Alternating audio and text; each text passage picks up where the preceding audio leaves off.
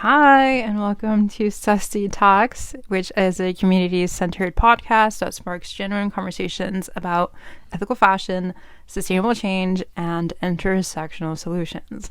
And I really hope this online space just drives positive change and empowers action, making sustainability more accessible and relevant to everyone. This is a self-funded initiative. I fund it with my eBay, so if you want to support that, link will be in the description. And then I also do Mexican artisanal collections, which they're coming out probably next year, 2025, so look forward to that. And I basically just upcycle pieces, and I aim to inspire stories that challenge the mainstream narratives in the fashion industry. But yeah, I'm super cold today.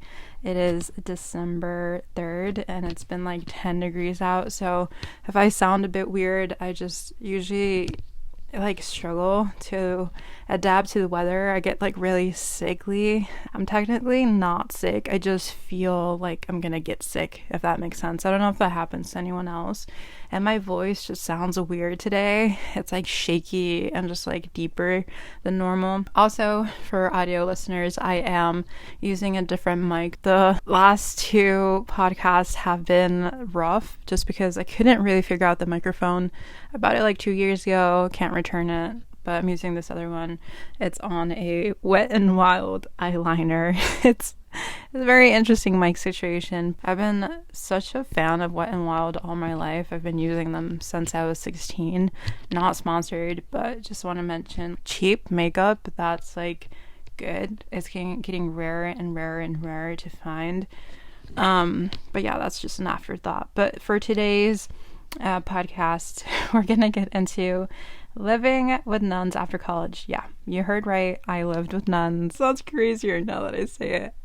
But I did live with nuns after college, and I did experience a lot of activism burnout throughout the years. I'm 27 now, so I've been on the track records of a lot of different paths. So I'm going to talk about my path into activism and how it affected me, and then going to talk about living wages.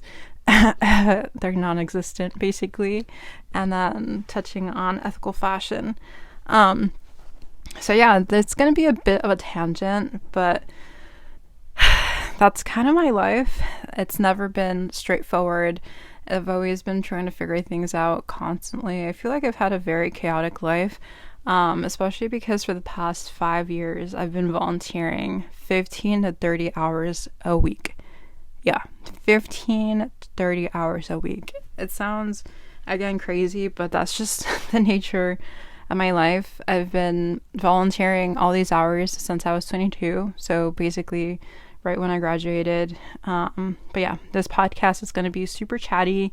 It's going to be super filled with tea on my personal life, so feel free to play this casually in the background. I do ramble a lot, and I just need a vent about these experiences, and hopefully it resonates with someone. I do want to take us back to when I was in high school.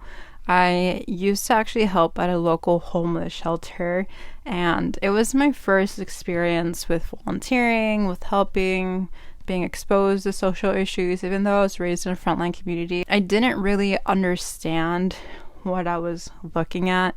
I was these people really need my help, so let me just go do it. And I didn't really think much of it. My friend just invited me through a club in high school, and I went a couple hours here and there. But it was only until I went to college that I really started to think more about helping people, of having some sort of philosophy behind it.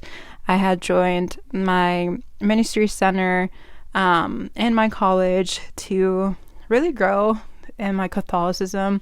I'm no longer Catholic, but when I was in my early 20s, I was I really need to learn how to be a good Catholic. And so that got me involved in their community outreach efforts.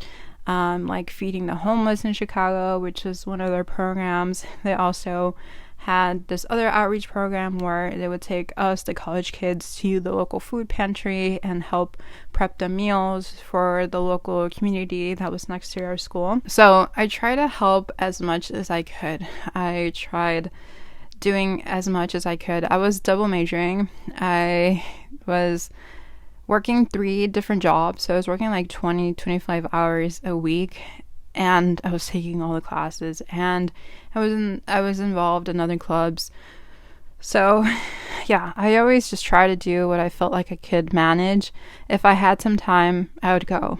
But my, I guess, thought process for much of that was, well, if I can do it, then I should do it. So like if I had the time, I should use that time to go help people. I should use that time to go feed people, stuff like that. And I thought it would help me become a better Catholic.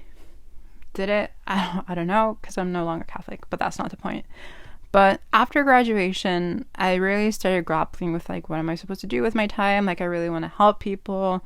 I did study business, I did study fashion, but I ended up doing a year of service. If you don't know what that is, it's basically an intentional time, usually for a year, when you help a community in need. And I did this with an organization that's now defunct called DVUSA, which is short for Dominican Volunteers USA. It's like a religious ordinance of Catholicism.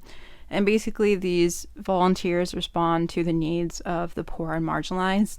Now, the biggest irony is I was poor and marginalized, but I didn't really see myself as that.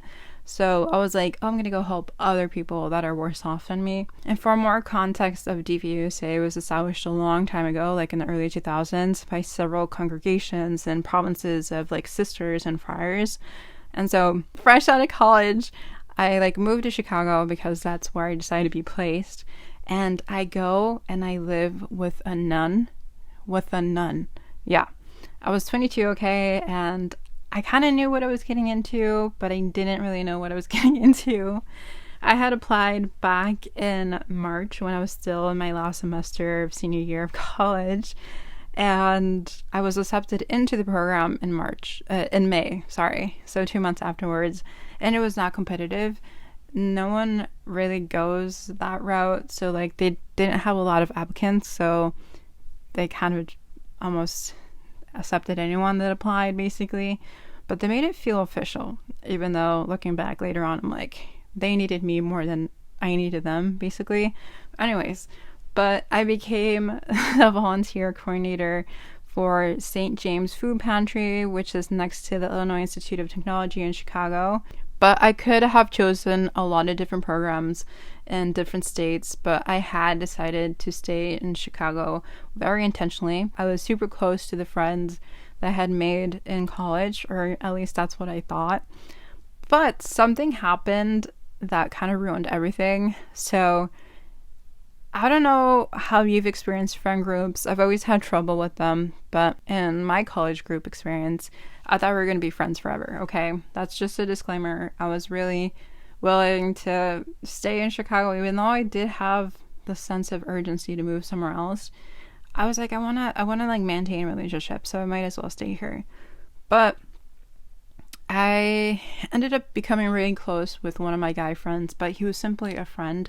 But he ended up wanting to be more, okay? And I just did not feel the same way. So after multiple occurrences of continuously saying no, it just got around to my friend group because he was asking advice of what to do. And I was like, why does he keep trying? And eventually things just spread to the entire friend group. It was not anything private anymore. It just became a whole drama. And one time we were all in the group chat texting about plans, about things. I don't really remember what. But my friend's boyfriend, who was in the chat, who was technically part of the friend group because he was the boyfriend of my friend, was always trying to be weird and mean. And I know for sure he was being purposeful about it. But when I was like 22, I was like, oh, he's like fine. He doesn't know what he's doing. He's just like confused. But no, looking back at it now, he was mean, he was cruel, and I've always had a streak of being defensive. So this day, he was just sending a string of mean, very crude messages about me rejecting the other guy, and I just blasted him. I was like, hey, like, leave me alone. Like, this is none of your business. Like, we've figured things out. Like, you don't need to talk about it. Like, you don't need to convince me to date him. But basically, the boyfriend was hell-bent on having me date my friend, the other friend. And I was like, no, like, we've talked about this. Like, he understands that I don't feel the same way. But yeah, I eventually had to like pause the text because they were just like going back and forth. We were basically fighting, and I was like, no, like, I can't do this anymore. So like, shut off my phone. And I was like, what is this guy doing? I got really mad. And then the girlfriend was like excusing all the actions, being like, why are you saying these things? Why are you being so mean? Like, everyone's being mean to me. I was like, what is happening? Okay. But I left the group chat. I basically lost my friends from this weird situation. Like, no one reached out to me. No one wanted to talk to me. No one tried to like foster the friendship after this whole altercation. So it wasn't technically my fault. But I just like clearly remember sitting in an empty room in Chicago in this place where the nuns at, okay? And I felt so alone. Like, just try to visualize it. It was cold.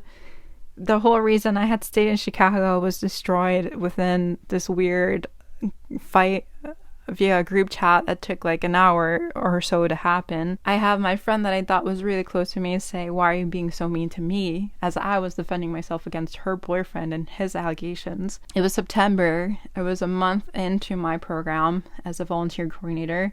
And like, everything seemed to disintegrate right there in front of my eyes. So I basically had a breakdown that night. I was like, why am I in this program? Why am I in Chicago? Like, why did I think these people are my friends? It was a really tough day. Yeah, the thing that the program also didn't explain is that doing this sort of work is very hard emotionally and also like physically. Like, you need friends. Like, you need community to keep going. You need motivation somewhere. Because for context, I literally would get up every day at 5:30 in the morning, and I would leave at 6:30 to walk alone to the train. And I was in a sketchy area, and I was like having an anxiety attack every morning as I walked these 20 minutes to the train. And then I would wait for the train, just freezing my butt off. And then I would probably get around to the school because the train dropped me off to IIT. I would get there around 7:30, and I'd have to walk through the entire campus, trying not to have an existential crisis because I've always wanted to get more schooling, like an MBA. And then I would hang out there. I would actually go into IIT and just hang out for like 30 minutes because work would start at 8. And then work ended around like 5 because I had an hour break or so. And then with the train and all the waiting times and walking times, whatever, I'd get to the apartment at 6:20. So it was a trike. I didn't have a car. Well, I technically did have a car back at home, but I didn't have a driver's license. That's a whole other story. It took me so long to get my driver's license, but I just did not have my driver's license. Anyway, so it was like 6:20 once I got back to the apartment, and I would literally have 40 minutes to relax before I had to attend the mandatory 7 p.m. dinner with my roommates. I had like 2 other roommates that were around my age that were in different programs in Chicago. Sometimes I would cook the dinner. Sometimes I wouldn't. So sometimes I had to like cook at 6:20. Like, as soon as I got into the apartment, I had to like cook. Some days when I was not cooking, I could relax. So it just depended. And then we would also have dinner with the nun. She loved quality time, which I'm not saying is bad. It's just we still had to act social. We had to act proper, like professional, especially with someone from a different era. She was like 70 years old, again, a nun. So she was expecting, I guess, like normal conversations. Like, you wouldn't talk about how much you needed to vape that day. I don't vape, but that was just an example. And then we would finish dinner around 8 p.m., but we would always clean up afterwards, all of us together. And then depending on how fast we cleaned up the kitchen, washed the dishes, we had to do it then, right after dinner, we would then pray. Also mandatory. So you kind of see, like, what I'm saying, there's a lot of structure. And sometimes you didn't even have a minute to relax, depending or not if you had to cook. Okay? Are you following? I bet you're thinking, wow, that's a lot. But all of this to say, we prayed at 8 and then we ended by 9. So let's say it was a typical day. I've been up since 5:30. Let's say I had to cook dinner. I've been cooking since 6:20 since I've arrived. And then my day ends at 9 p.m. But like I said, the nun that we lived with loved quality time. She loved watching shows and movies specifically. So sometimes she would convince us to watch a movie or a TV show with her. Now we're living with her. We want to be on a good page with her. So sometimes I would watch something, sometimes I wouldn't. It just depended on what the vibe was for me. Sometimes I just could not socialize anymore. Sometimes my day would end at 10. Normally it did. So I literally had a full-time job and I had to socialize with all these other people until 10 p.m. So I didn't really have a personal life, okay? And mind you, it was also my first full-time job ever. And that just also reflects that I wouldn't have time or space for a boyfriend either in this circumstance. Like, when would he come over? When would we hang out? Like, we also had to do stuff on Saturday and Sundays. Like, we had to go to church on Sundays. And Saturdays, the nun liked to be joined to get groceries. And I would always get myself out of that situation because I just was not having it. Or else I'd be working like 7 days a week. And I haven't mentioned that they didn't even pay us minimum wage. They didn't. They only paid us $300, I believe, to $500. But I can't remember exactly, but I think it was $300 as a stipend a month for our efforts. Full-time work. And this is real work too. It wasn't like you could like leave and go and do whatever. Like, I was a volunteer coordinator for a food pantry. Like, people saw me with this title at work. They thought I was being paid. Like, other staff members would treat me as an equal. I was there from like 8 to 5 every day, Monday through Friday. And I was only paid $300. And I still had to do all the other stuff until 10. Okay? And I was poor. And I didn't have resources. I just cannot fathom how I ever agreed to this. Because a typical role like this, beginner wage, would be like 30 to 40K a year, easily. Maybe 20K if the place is super underfunded, but it'd probably end up being like a part-time job if you're earning that little. To put it into context, within a whole year, I would only have made $3,600 for working full time. I didn't make it a full year, and I'll get into that, but it's a lot of responsibility to do this while still following rules from a nun. Like, I'm someone that's very spontaneous. I hate rules. I hate work, basically, but I was in a way grappling with how to be grateful and thankful for the opportunity, because we weren't paying bills. Like, we weren't paying the rent, but they didn't pay the train. Like, we had to pay that. So it kind of was something I resented because those trains are expensive. If you've ever been to Chicago, each train ride costs you $250, and I needed to take 2 of them every day. But sometimes I would take another additional one just in case I wanted to go to like the library or somewhere else.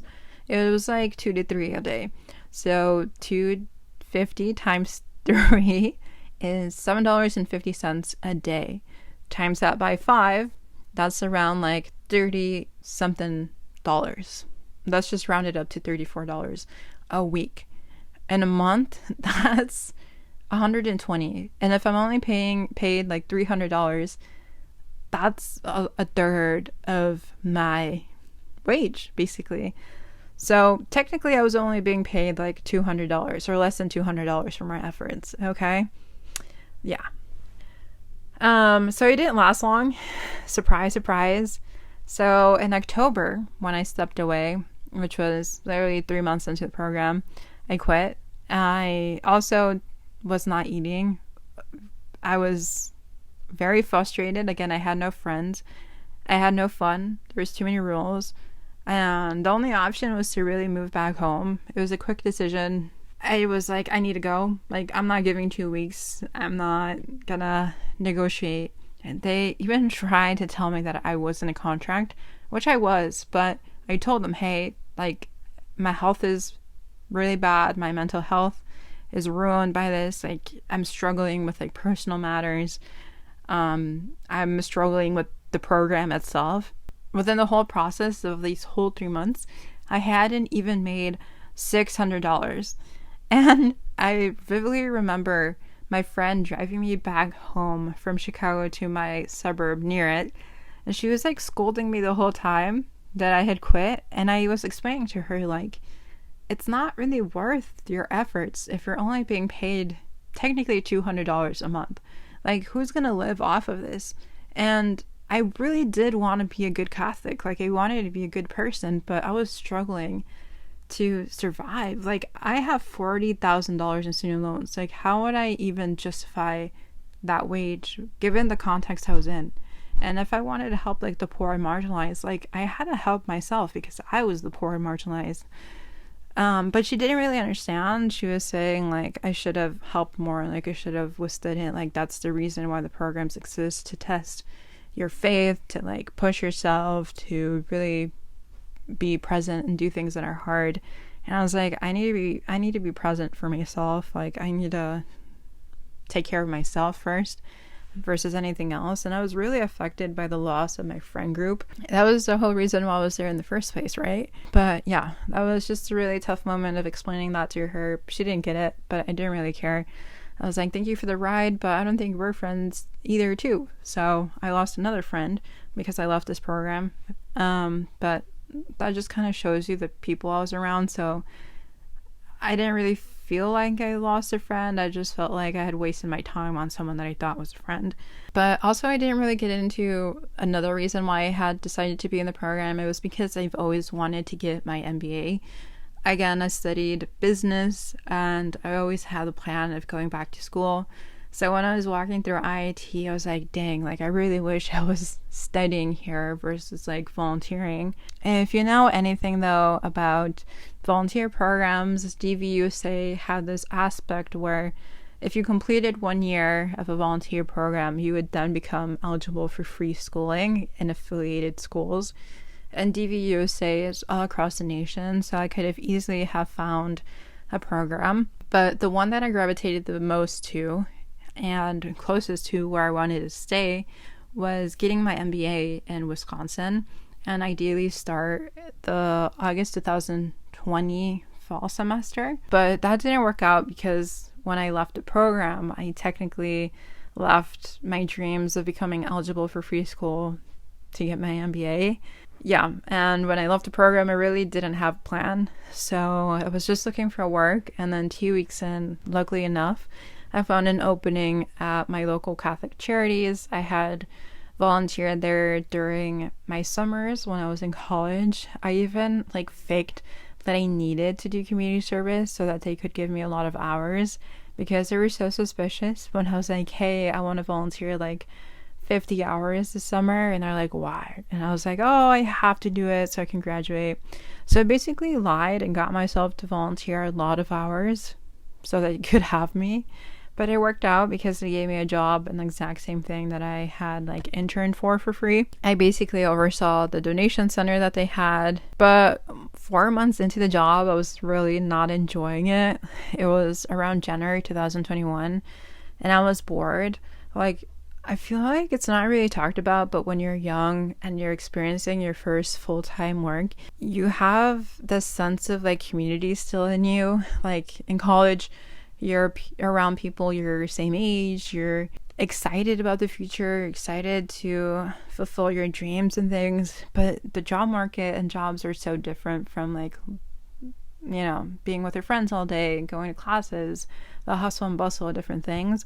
Like, I went from this beautiful experience of college to like being stuck in the same place the whole day with like two very mean people. My team was not that exciting nor interesting. They didn't really talk to me. They ignored me for some reason, even though I was their manager, and I would try to talk to them, but they didn't want to talk to me. And it really annoyed me because I was like, I want to connect with them. Like, I'm there with them the whole day. But they were low-key traumatized from their past manager, and they blamed it on me. So it was really draining, and psychologically I was like, why are you blaming me for the things that another manager did? So I was like really drained. I felt like nothing was working out. I was overworked, which is like common in nonprofit work. Like, they expect you to work so many hours. I literally would have to drag in my little brother and my older brother and my mom to help me get everything done. And they're like, don't they have workers? I'm like, I am the worker. And they're expecting me to do like 3 to 4 different jobs. So yeah, I'm not gonna get into that. But mind you, I was the donation center coordinator at Catholic Charities, and they only paid me $16 an hour. And I was working like 9 hours or 10 hours every day, but they could only pay me 8 hours a day, and I wasn't on salary. Like, it was hourly.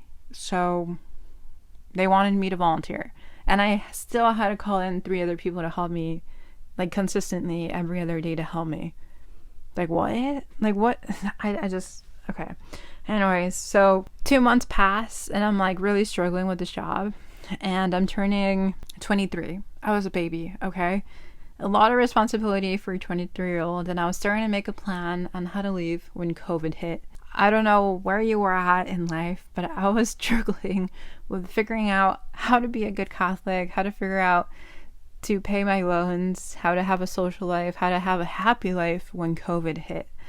And I remember the lockdown so vividly because I turned 23 March 6th, and I had made plans to go to Chicago with my friends the following weekend. But that's when the lockdown announcements were released, so I could never really celebrate my 23rd birthday in Chicago. I'm still waiting for that celebration to happen. Never happened, and it never will happen. Also, because COVID made everything so dangerous to handle from other people, I was cautious on how I handle my job because, again, I was receiving donations, and that can consist of clothing, random items. You never really know. And so I was like, I don't want to touch all these random things. Like, I didn't even want to deal with it. So I was like, can we like do something where I can focus more on the eBay sales, because we would resell things online, and then my other co-coordinator could be at the donation center. They did not like that, but I kind of forced them to, and there was just like rising tension with the director. But I was like, if I'm the coordinator, I should be able to make the decision of how to like divide the work and where to go and how to do it. But the director just saw me as a kid. She would literally call me kid. I was like, what? Why are you calling me a kid? Oh, the director was just not it. But I quit shortly after. I don't know if I'm like spilling too much information, but allegedly I had a phone call with the director of the entire Catholic Charities with my manager because she was saying that I wasn't working fast enough on eBay, and I was literally explaining to her that I was working at a sustainable pace and that it was realistic what I was doing and how I was doing it. She did not like that. I guess she wasn't expecting me to answer back to her, especially the power dynamics and my age. But I was like explaining, like, no, I can only upload this amount every day at this pace, and the profit's going to be this, and this is all I can do for now. But she just basically wanted to get me out. Basically, she was just done with me. But she started shutting me down on the phone, and even my mother heard the phone call because I was in the kitchen. And then my mother comes to me afterwards, she's like, well, what was that lady telling you? She was like counting down for you to shut up. And I was like, yeah, she was really like counting down. She was like 3, 2, 1. Afterwards, I was like, okay, well, thank you for your time. And then I hung up. So in that moment when she was counting down, I had decided to quit. Like, if you're not going to listen to my boundaries, and that I can only do this at a certain time frame and a certain quantity, I don't know what else to tell you. Like, I can only work so fast. Like, if I tell you I can only have like 10 listings up a day, then why are you doubting it? But basically, she had been telling me that I have to cover my own salary and I have to cover the center's expenses with what I make on eBay, which if I was only making $16 an hour plus the other costs, it was around $70K they were telling me to cover a year on eBay. But my entire internship, the summer beforehand, was to restart the business.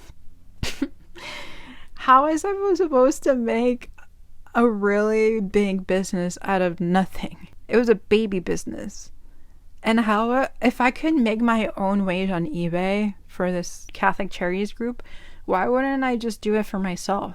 So I was like, how am I going to pay myself? Like, that was never in the contract. It was never in the agreement. But again, this is all alleged. All allegedly. Okay? Maybe this never even happened.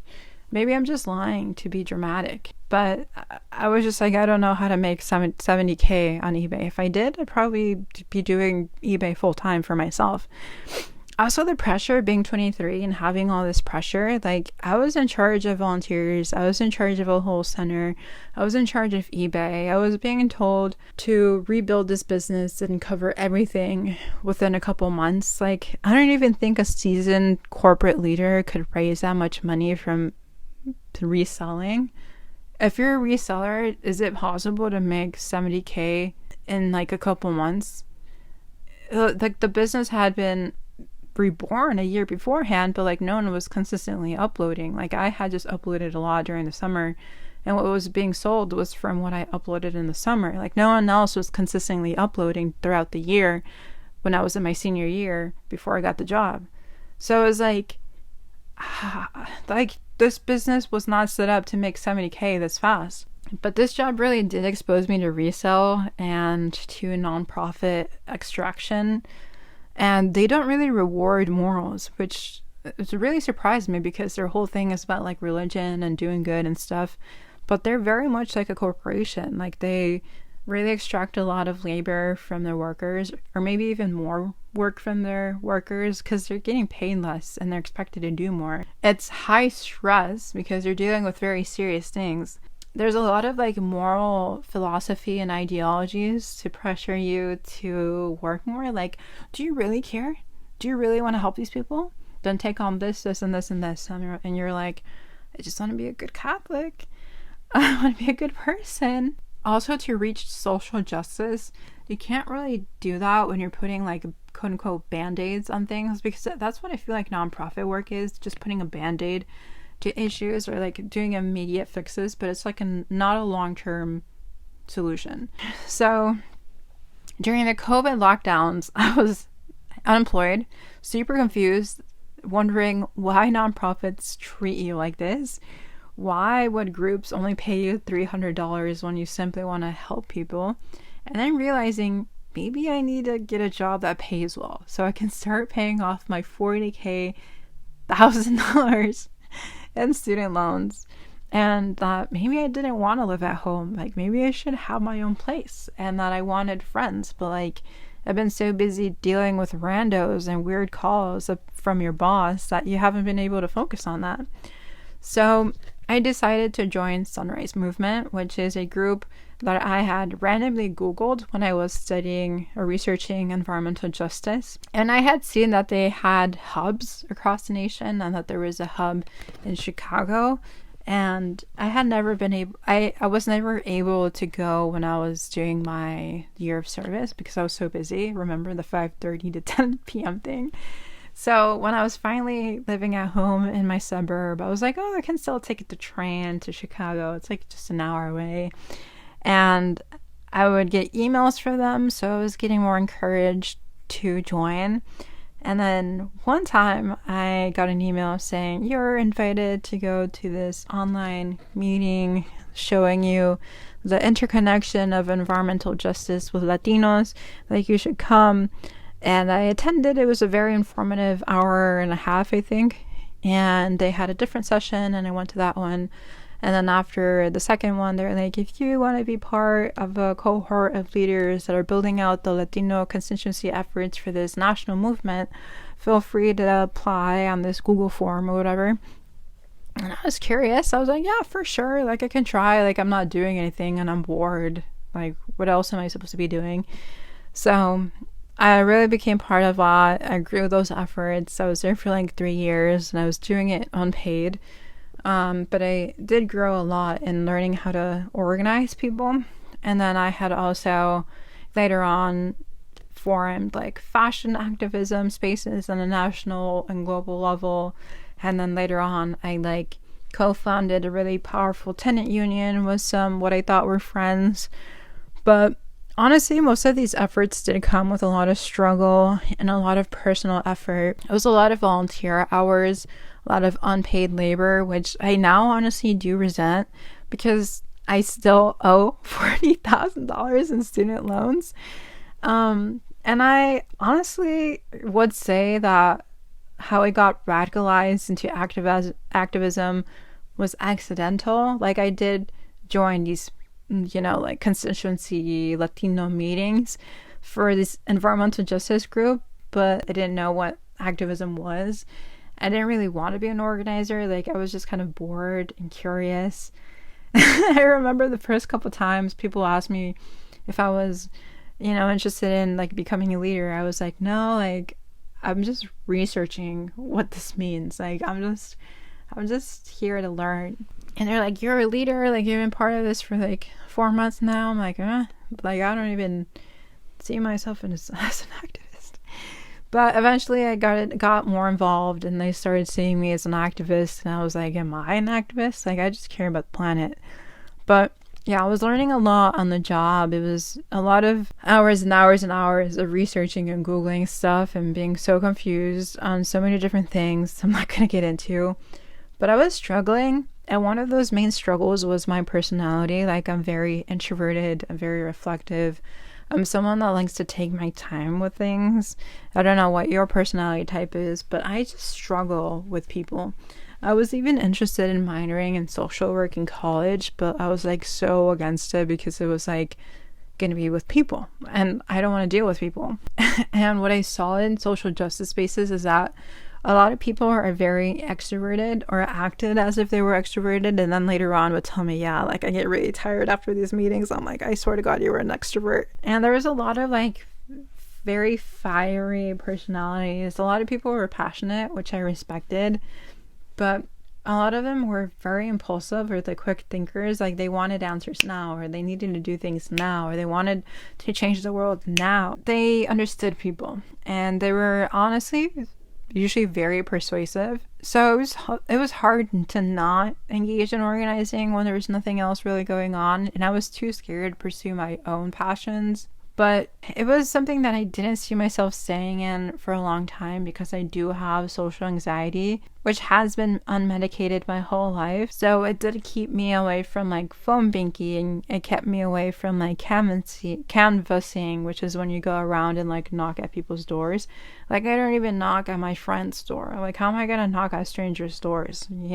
I would avoid negotiations. I would avoid tensions within group dynamics, which were often the case when we were trying to like come up with decisions. But I always felt like my explanations of having social anxiety felt perceived as an excuse, or of like laziness, or of not wanting to like step up in midst of like intense campaigns and like visions. I think it's really easy to push away like mental health issues when you look neurotypical and you look put together on the outside.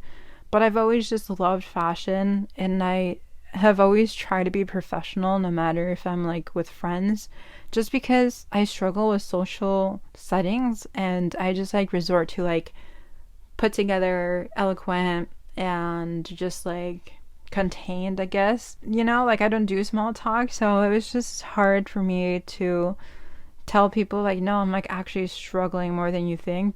But I would be like, hey, like I have social anxiety, so I can't do this and this and this.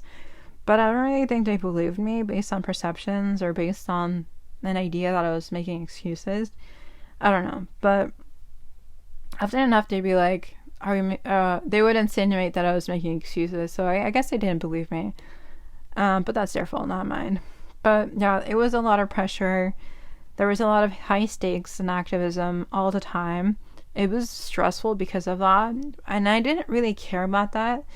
It's just, if you're up to the challenge, it can be really fruitful, but for me, it was draining, and it left me feeling empty, and it actually caused a lot of depressive episodes because I was like, I'm not built for this. Like, I can't do this, and everyone needs me, yet I can't step up. So I would just really feel so bad about myself. But I'm not built for that sort of work. I do deeply care about these issues, and I will continue to care, and I will continue to advocate. But canvassing and phone banking and like negotiations are not something that I'm built for. And I feel like that's why roles are so important for those that are in activist spaces, because I've been the one that always gravitates towards like creative things, like communications, like blogs and social media and TikToks and the branding of things. I've always been a straight A student, but I've always been super introverted and just want to be behind the scenes. Like, I don't want to be in the forefront. And to organize people and to basically organize politicians to do what you want, you have to have a knack for it, an interest for it, and be very, very good with your words and with people and catch the subtleties of things. And I have like neurodivergence, I have touches of ADHD, I have anxiety, I have a bit of OCD in me. Like, it's all unmedicated, okay? So I was not the person to do this. I was not the person to step up in really high stakes situations, and I'm still not. So yeah, I never really felt connected to things because that's like the majority of what you do with your time. I can say that I was an accidental activist. I was very successful because I forced myself into comms roles. I became like the blog coordinator, I became in charge of the social media efforts, I became part of the rebrand efforts, I became part of like the narrative work. Like, that's how I thrived, and I literally had to convince people to put me in those roles because that was the only way I could actually stay there. But yeah, there's only so much you can do as a neurodivergent Latina who's low income. And I'm also from a frontline community. And if you know anything about me, is that I'm very honest and I'm very direct. And that doesn't really work well in professional settings, which is something else I wanted to talk about. I don't know if you've ever noticed, but like within professional settings, like at a 9 to 5, you're expected to have like this corporate personality, say the right thing, say the proper, terms, like I'll circle back, and all the BS words they use. But I've always been too straightforward. And with social justice spaces, it's like this weird mix of like corporate and like personal, where like you need to be like put together and controlled and like say the right things, I guess. And that depends on like the group culture. Like, every group is going to be different, so they're expecting certain slang words and certain tonalities. So within the environmental justice group I was in, it was a white dominated environmental space, which is fairly common. So they used a lot of corporate jargon and corporate wording. We also had to be more white sounding, if that makes sense. So like, we had to put on the white accent and like be very cutesy with our words and like have this said this way, and like roll your like throat, not your R's, your throat. You know how they go like roar, like, now we're going, yeah, like that sort of thing. And I would find myself doing that a lot, but naturally I'm like, let's get to the fucking point, you know what I mean? So that didn't really work out well, but they still wanted you to be personal in some way, like share things, but don't share things too much. Like, we hate the system, but don't hate it too much. Like, we can hate the structure of this, but we have to say it in a nice way, sort of thing. And I just didn't understand that. But working 30 hours for free at these sort of spaces that were white-led was honestly, like, for me, very bad for my mental health, because like, I wasn't making money, and I was doing this for like 3 years. Somehow I was doing this for 3 years. I ended up really caring about this topic, especially because I was raised in a frontline city and I was in a frontline city. But when you're in white-led environmental justice spaces, it just ended up exploiting me and making me feel guilty for leaving and for voicing my concerns, especially when you're building out like Latino efforts that can help the whole nation. But I'm not trying to dwell. It's just like, for me now, the way my personality thrives and what I want to be doing with my life is to stay on YouTube, to stay on my blog, to focus on ethical fashion. I think it'll actually really allow me to stay connected with others while working for my financial stability, for my mental stability, work on my own time, on my own schedule, like help me build my legacy for myself, where I can control the narrative, where I control the creative direction, where I have my own space to voice my thoughts without being controlled or being told like that's not worthy of our time. Another perk is I have like weeks and weeks and weeks to work on projects. Like I can move on from thing to thing, which I really love because I have a spontaneous mind and I don't like to stay on the same thing for too long. And I like the ability to learn and try new things. I love the idea of financial stability through my sustainable fashion work, specifically eBay and my collections that I'm having come out soon in the next year. And then just like learning skills like editing and filming. And you don't really have the ability to do these things in a typical 9 to 5. And with the past job scenarios that I've had, it's like I literally never had any time to follow my own interests. Like I always known that I want to do my own blog. I've always known I want to do my YouTube. It's just like when you don't have people paying you a fair wage or giving you time to relax, it's impossible, literally impossible to pursue what you really, really love in life. And when I was organizing with this environmental justice group for like 3 years, basically throughout the lockdown of COVID, I would be doing this while working part-time jobs. So I had to go to my part-time job at like 9, get out at like 2, quickly shower, and I had meetings from like 3 to 7. So by 7, I was tired, so I would take a nap, and by that point, it was 8. So when was I actually going to work on my stuff if I have to wake up the next day by 6? You know what I mean? So it was just a lot for me to handle. I really think that my sense of strong morality, my sense of like wanting to be myself, of having my own schedule is not going to work well in corporate America or in nonprofits, but that's just who I am naturally. Like I'm currently looking for a 9 to 5. Like I need a 9 to 5 to make money. I think top of mind is like financial instability will be a guarantee if activist spaces and nonprofits and groups don't pay a living wage. Like I think it's their responsibility to ensure that those that want to do good are paid good. Like just because we want to do good in life doesn't justify that we're going to be exploited ourselves. Like no one should be working full time and only getting paid $300. That's basically slave labor. It's also the same thing with like internships where they can be like, oh, we're looking for a full-time intern, but we'll only pay you a certain stipend. It happened to me once when I was in Wisconsin and I was like, why are you guys only paying me $1,000 for 40 hours of work? It was at an alpaca farm in Wisconsin. And they're like, well, interns are not workers, so they're not subject to legal protection. Like, you're a volunteer.